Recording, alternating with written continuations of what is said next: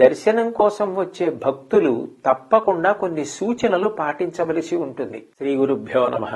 శ్రీ తిరుమల తిరుపతి దేవస్థానముల వారు ఈ ముక్కోటి ఏకాదశి, ద్వాదశి సందర్భాలను పురస్కరించుకుని ముక్కోటి ఏకాదశి నుండి 10 రోజుల పాటు స్వామివారి దర్శనం చేసుకోవడానికి ఏర్పాట్లు చేశారు. కానీ ఈ దర్శనం కోసం వచ్చే భక్తులు తప్పకుండా కొన్ని సూచనలు పాటించవలసి ఉంటుంది.